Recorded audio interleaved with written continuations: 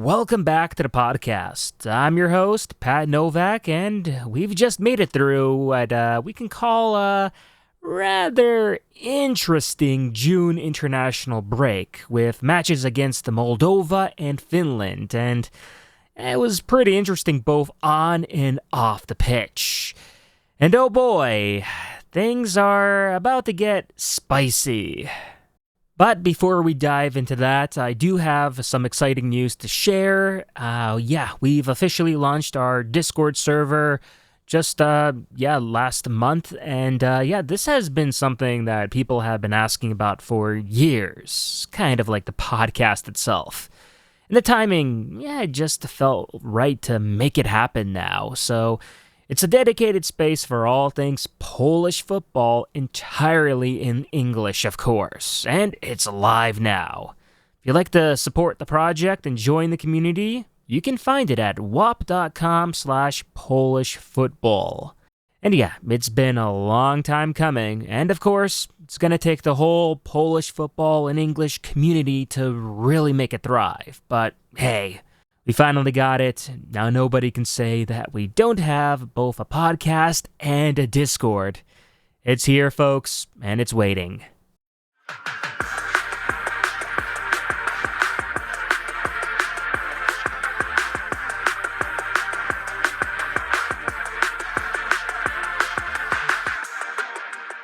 Alright, so this June international break wasn't initially expected to be, anything too major.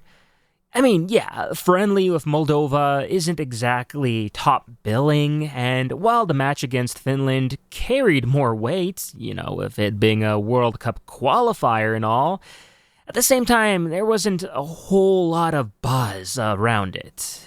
Also adds to the ongoing under-21 Euros, which meant that Michał Probierz couldn't bring in many younger players as they had to play in that tournament, and we basically ended up with a temporary squad, as most of those players were set to be swapped out once the under-21s wrapped up. And of course, Robert Lewandowski was absent too, choosing to sit this camp out due to fatigue after a long season. At least that was his excuse. Still, even with all of that, the expectations were simple. Poland should and have to win both games. And, we started well enough. Poland did beat Moldova 2-0 in Chorzów, with goals coming from Matty Cash and Bartosz Ślis. Not a blowout by any means, but at the same time, considering how much we struggled against Moldova in the past, this felt like, I'd say, a good result. Probierz finally broke the curse against them, so that alone was something. That said, I did have some mixed feelings about the game itself as, the first half was solid. Poland controlled the tempo, but our lack of finishing stood out again.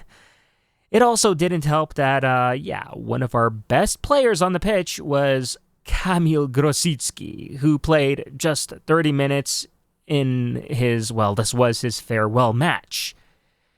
It was very reminiscent of Jakub Błaszczykowski's goodbye match against Germany, where he was also arguably the best Polish player on the field after barely playing competitive football for 2 years. Grosicki, on the other hand, to be fair, is still an active professional player at Pogoń Szczecin, but, still, you shouldn't expect him out of all the players to be the best on the pitch, but it is what it is. Now, despite creating multiple chances, no one could convert, especially not Świderski or Buksa, both who had rough games. It really took a great finish for Matty Cash in the 30th minute to finally break through, and it was eerily similar to his goal against the Netherlands a few years ago. So things were starting to look decent until the second half, that is. As after some injury risk substitutions, Moldova started pushing forward a bit. But what bothered me the most, really, was just how flat Poland looked after the halftime. There were sloppy passes, lazy energy. It felt like many players were just coasting to a 1-0 finish. I get it's a friendly and all, but still, considering everything that people felt after the last couple of Moldova games, I expected more from the players here. And luckily, Schließ added a second goal with a long-range strike in the 88th minute, putting the result beyond doubt. Yeah, it wasn't pretty, but at the end of the day, it got the job done. Now, the real drama started really after that match, when it was announced that Michał Probierz had stripped Robert Lewandowski of the captaincy. And looking back, I can't say it was a huge shock. Lewandowski had already drawn criticism for just skipping the camp all out, and yeah, while I can understand the reasons that he gave, that he was tired from the season, he's old, yeah, it still wasn't a great look for, the captain.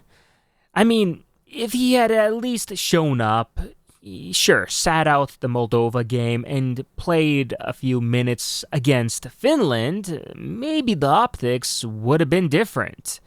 But no, he didn't show up at all, which rubbed a lot of people the wrong way, especially the team players. Even Kamil Grosicki, one of Lewy's close friends, he publicly criticized the decision, especially since it was his farewell game too. So yeah, that also wasn't a good look on Lewy right there.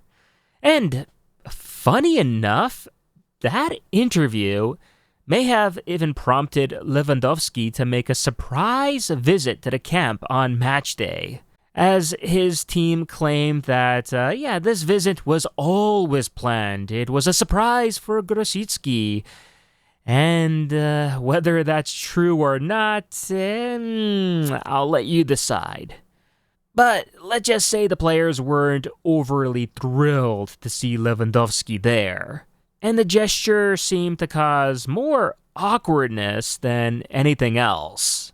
That's when talk among the team council began about potentially removing Lewandowski as captain.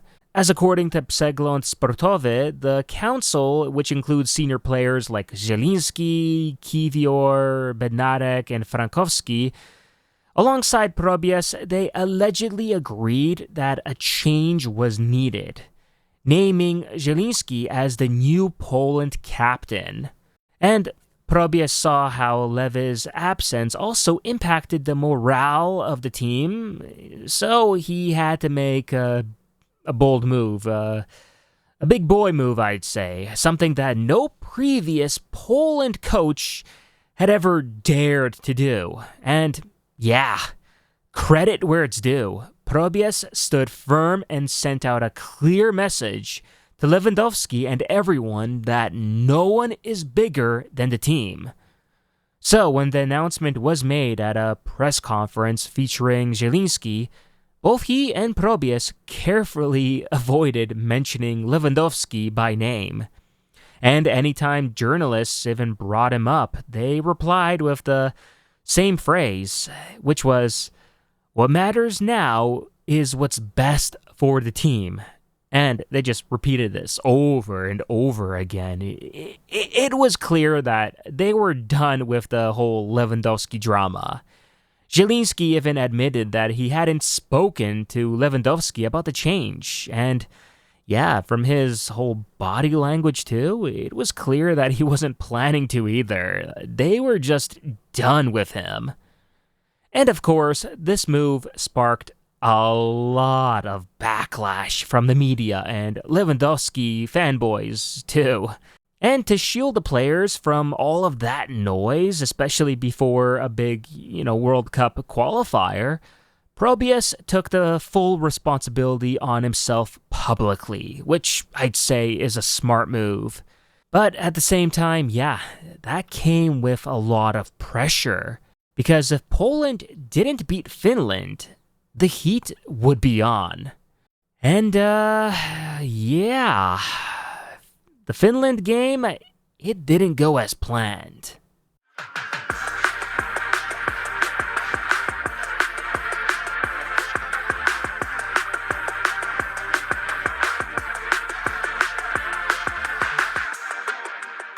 Now, Poland went into the match without Zieliński, who re-injured himself in training. And, going into the match without your new Poland captain, you're basically the best player on your team, that did not spell out anything good for us at all. That left our midfield completely exposed.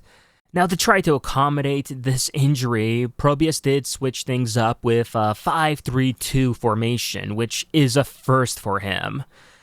And despite looking like the better team early on, it didn't last for too long, as disaster then struck when Skorupski lost the ball during a dribble attempt, which it boggles the mind what was going through his head there.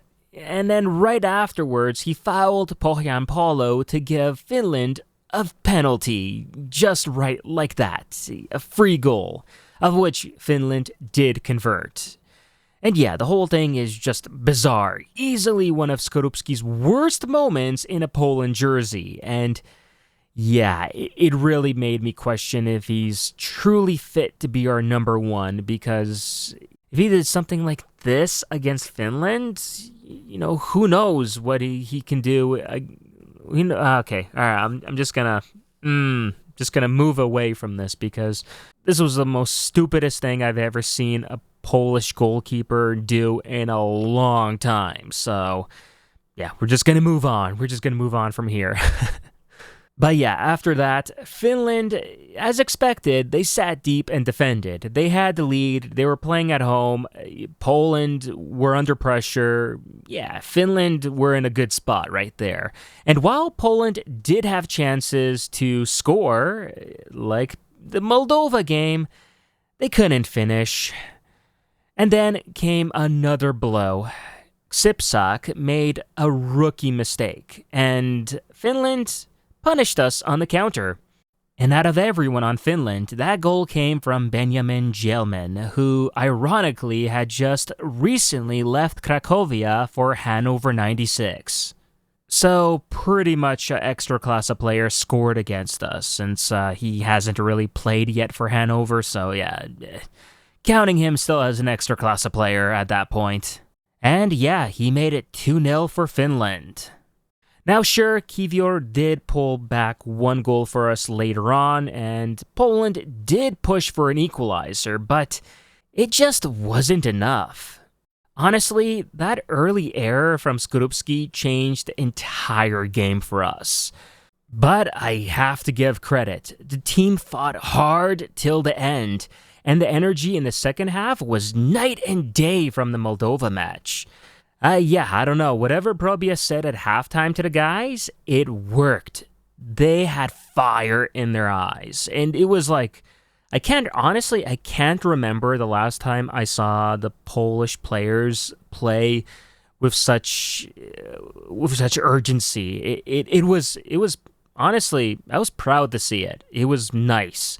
Yeah, the result wasn't nice, but just to see our players put out so much urgency, energy, and eagerness to try to score and get back into the game, it was nice to see. The fight was definitely there, but the final ball, on the other hand, it wasn't. And would had Lewandowski, had he played, would that have changed the result? Honestly, no.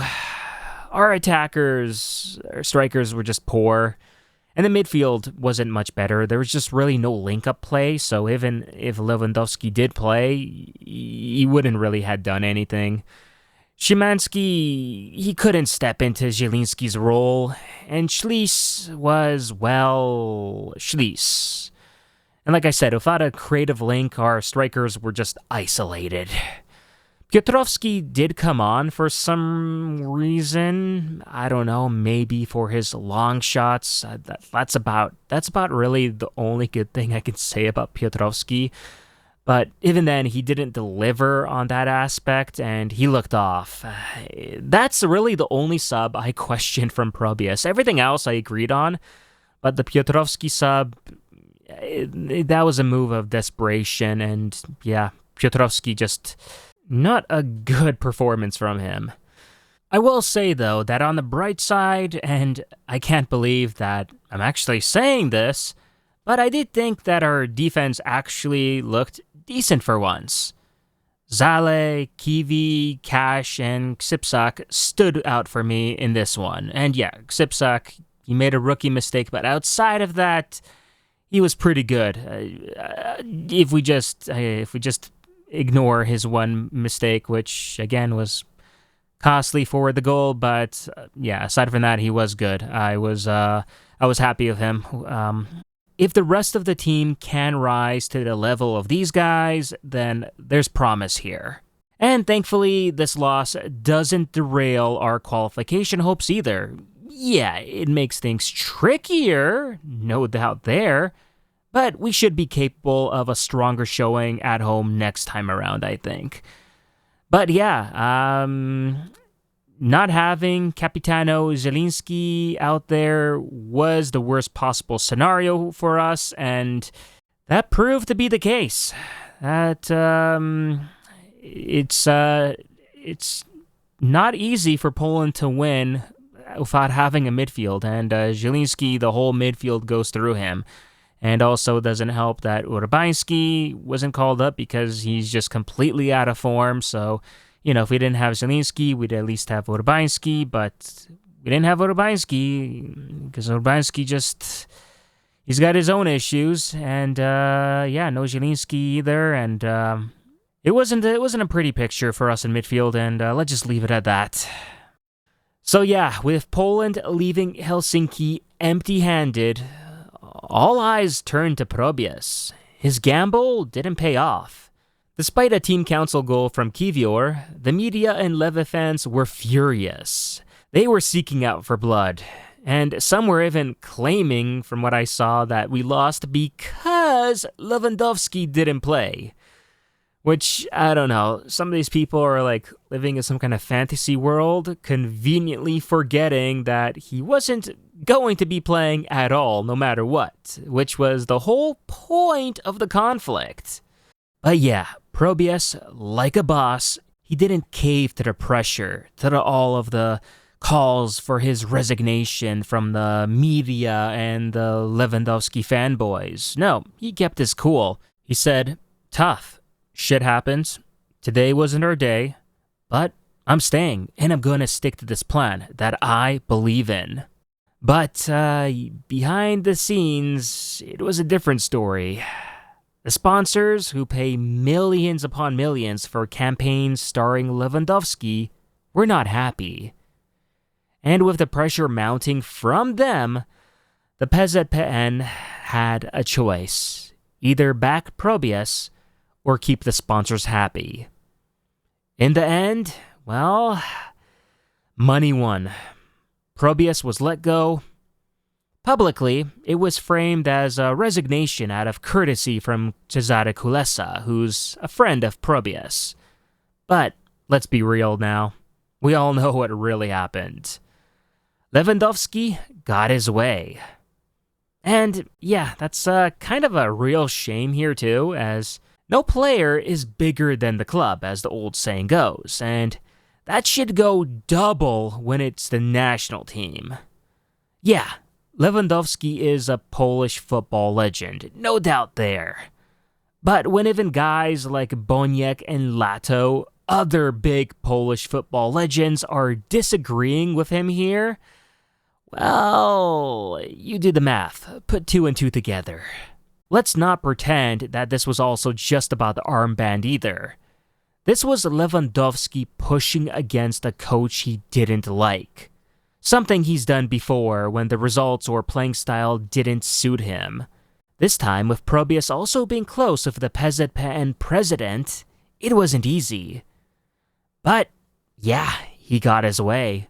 Sure, Kulesa let Probierz save face, but yeah, he was fired.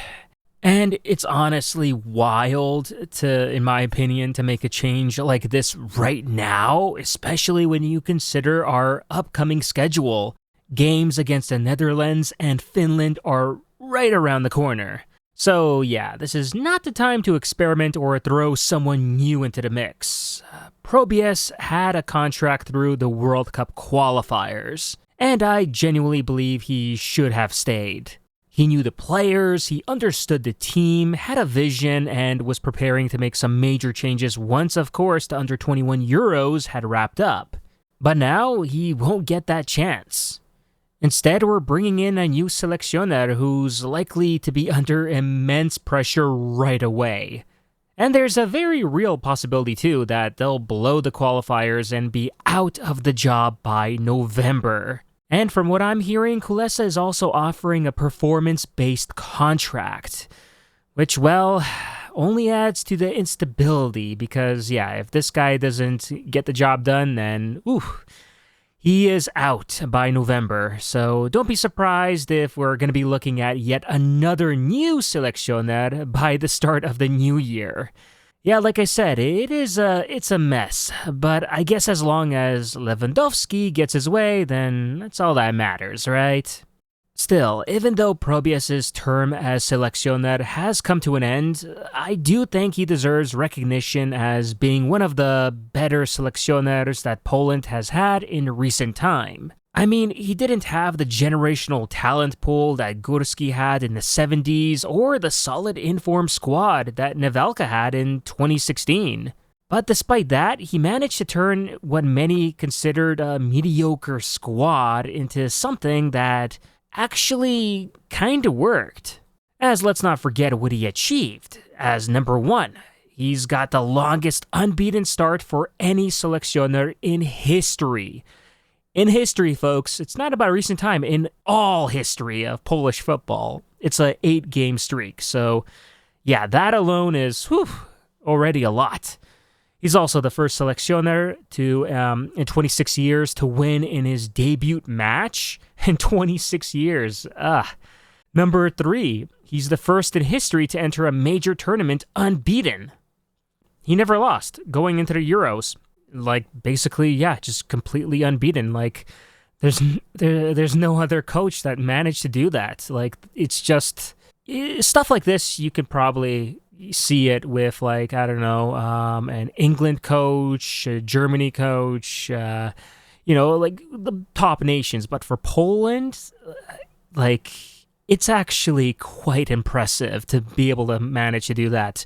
Yes, he had some easier opponents here and there, but also some quite decent opponents as well. Regardless, he worked with what he had. He worked with the squad he had. He worked with the schedule he had. Yeah, got results in. Number 4, he rescued a collapsing Euro 2024 qualifying campaign in securing a spot at the tournament.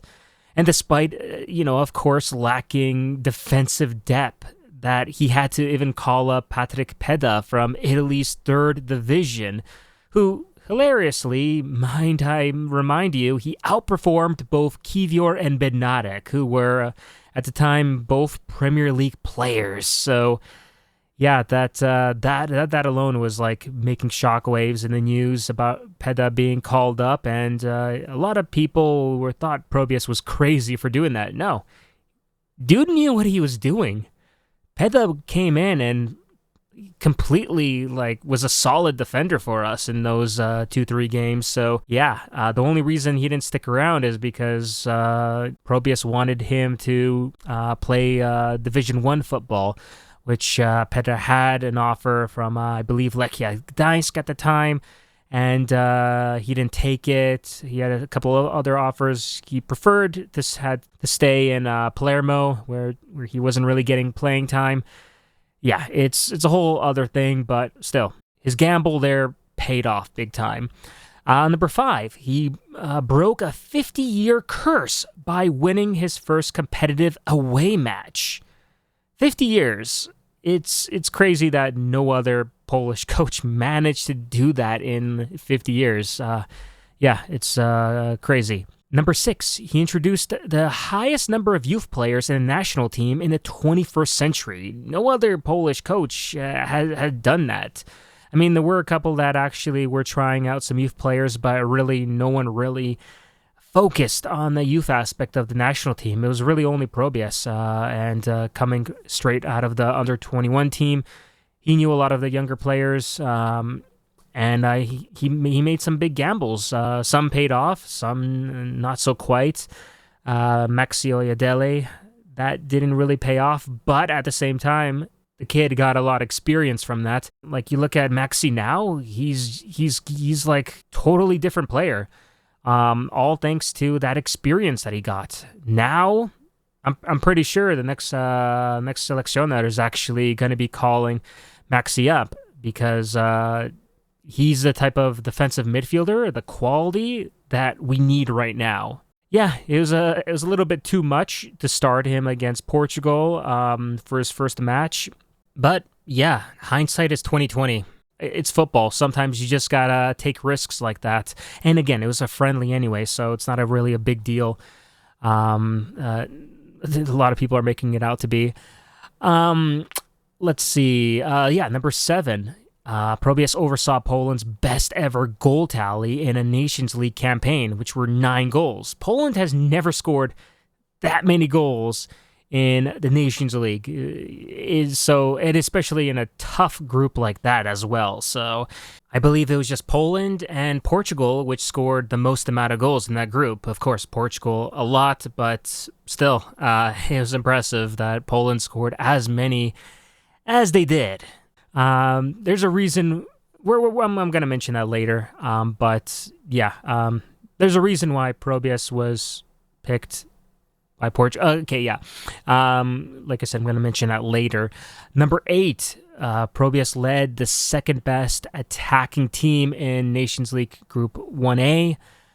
Like I mentioned, Poland were the second, right under Portugal. Yeah, they were the second highest goal-scoring team in that group, right under Portugal.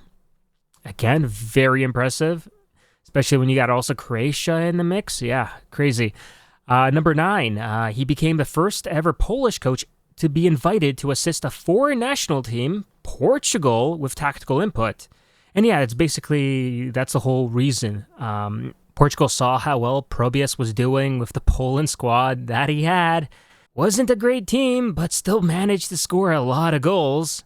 And when Portugal and Roberto Martinez saw this, they were impressed, to say the least, especially even in the match in Portugal, where despite Poland conceding, 5 goals, there were instances where the Białe-Czerwoni impressed and played far better than the Portuguese did. And had they done better with, their finishing and defending at least, yeah, that game could have turned out rather differently.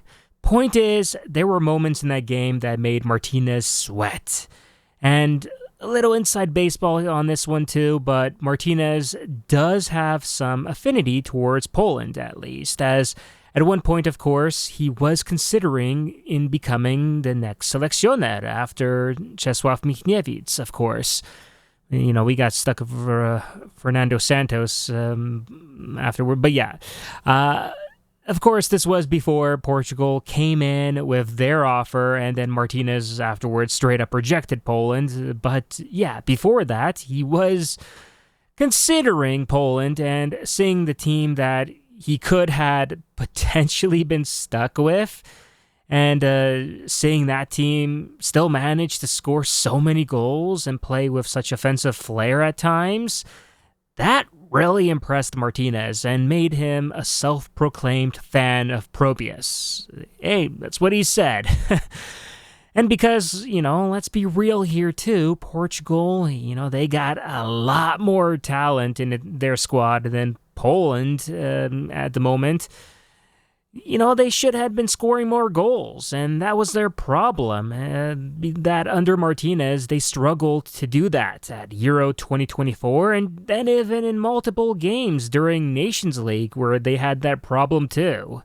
So Martinez had this bright idea that he brought up with the Portuguese FA to fly Probius in so that he can help them out with some tactical input and get Portugal to really maximize its talent to its fullest attacking potential. And yeah, you see the results, as after Probius's trip to help out Portugal, the Portuguese right afterwards went on scoring goals for fun and won the entire Nations League. Yeah, it really kind of makes you wonder what Probius could have done himself had he had a souped-up team like Portugal under him rather than the Poland team that we currently have, and we gotta live with it. It is what it is. It's our reality at the moment. And number 10, he initiated cooperation between the youth and the senior national team coaches for long-term development. Before there really was like this gap, this wall between the senior and youth team coaches. They weren't really working side by side very closely. The senior team would be doing some stuff and wouldn't really be sharing it with the youth team coaches. Probius, of course, coming from the youth national team, the under-21 team, he saw this gap, and he knew if he were to become the senior national team coach, the seleccioner, he would end this. He would change this completely, and he did.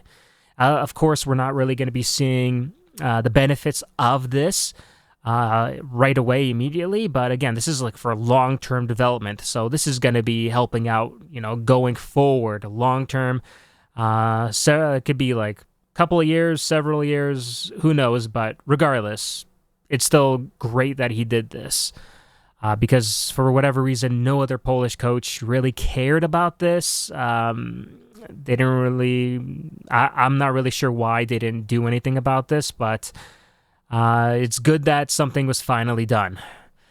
Now, again, having said all of that, it's got to also be said that, yeah, of course, Probius wasn't perfect. He wasn't the best seleccioner.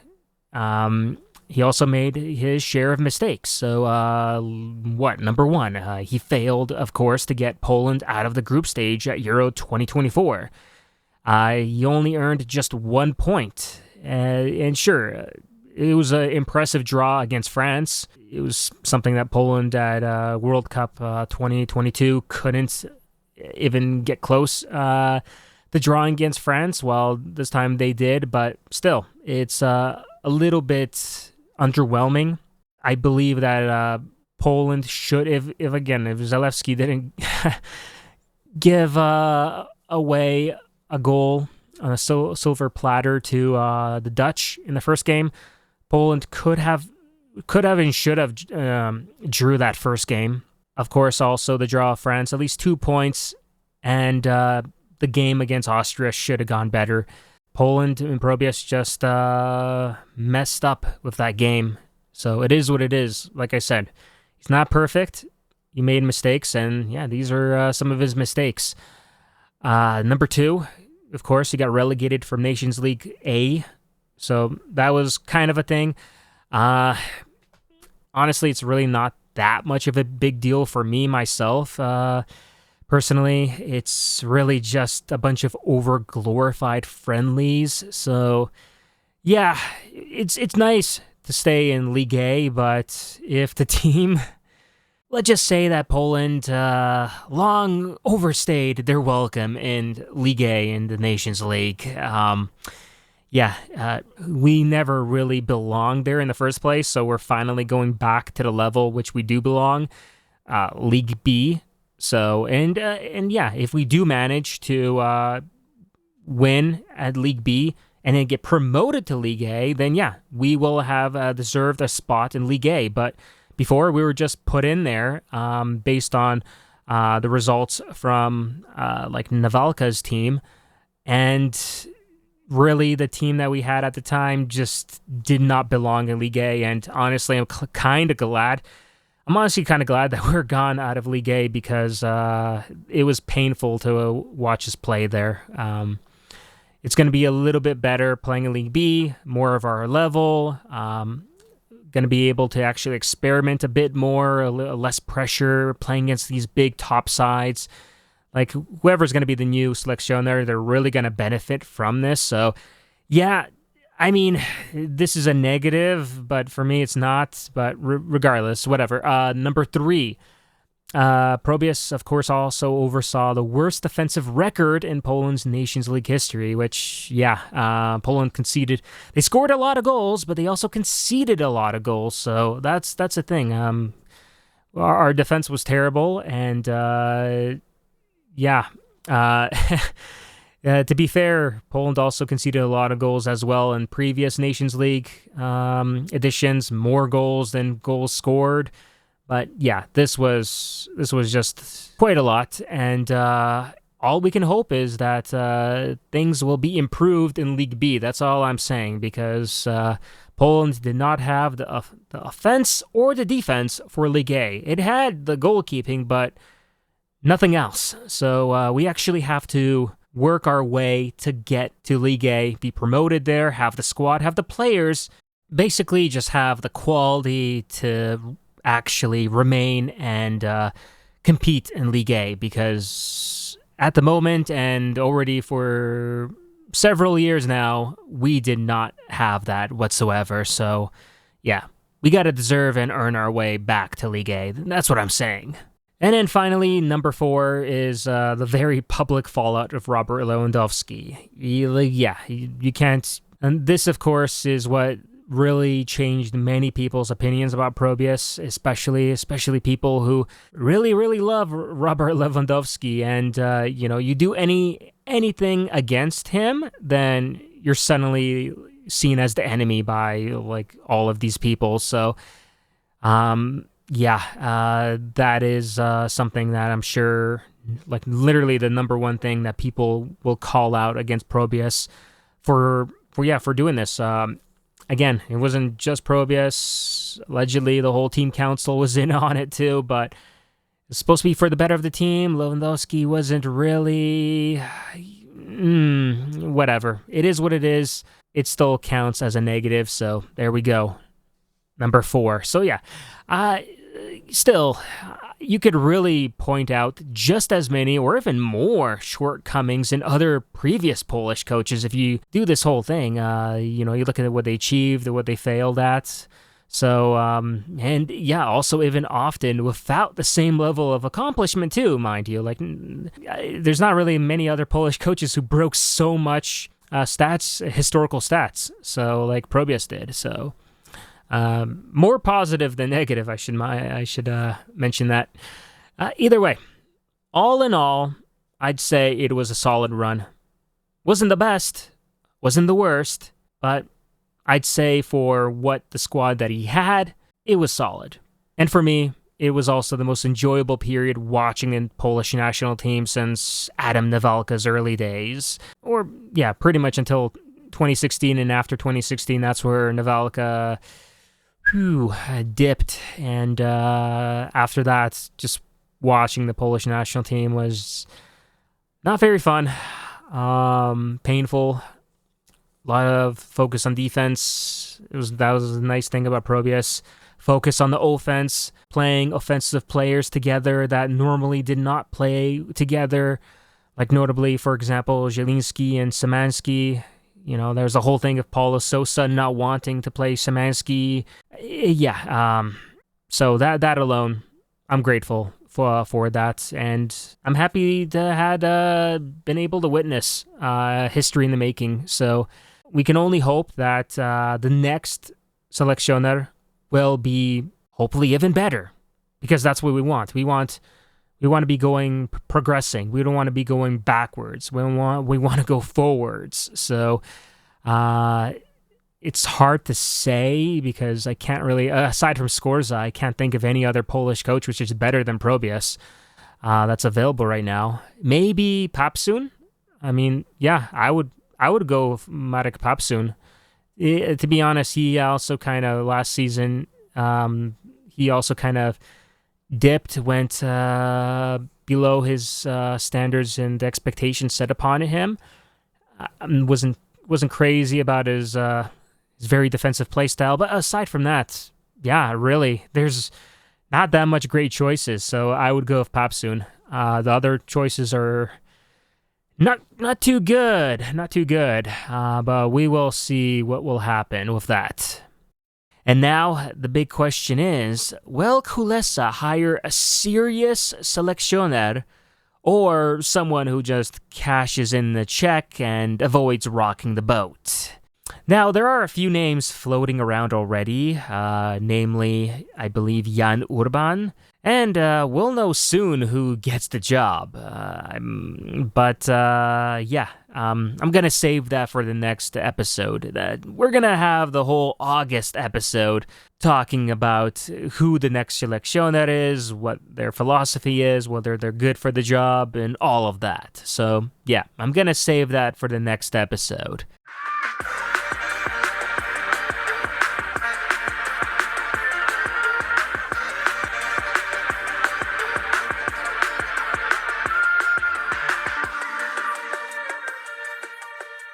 But before we do wrap things up here, a quick mention as well, but both the Poland under-21s and the women's national teams were in Euro action this summer as well, and yeah, like in classic Polish fashion, neither of them got out of the group stage. The under-21s got destroyed, including a 5-0 loss to Portugal.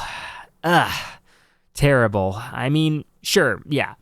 The senior team also lost badly to Portugal too, but that was a friendly.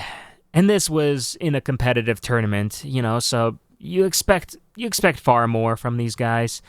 And players like Fornalczyk, especially, just, with all the talent and hype around them, they just fell apart under all of the pressure. And if this is the next generation too for us, then we've got some serious problems ahead of us.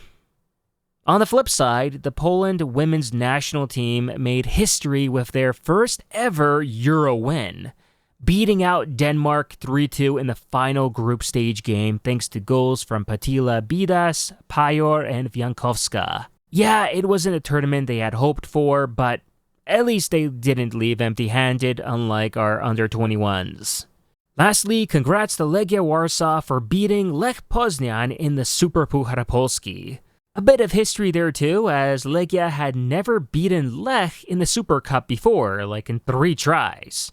That said, this loss is not a great sign for Lech with their Champions League qualifiers looming, and they're losing to a weaker Legia side. Sure, they didn't field their strongest 11, but I still expect more and want more from the Mistrz Polski. Alright, well, I think that's a wrap for now. I'll catch you all again in August for the next episode where we'll talk about Polish clubs competing in Europe, any big summer transfers which will be undoubtedly happening, and of course, we're definitely going to be talking about the next new seleccioner. Thanks for listening, and I'll see you on the next one.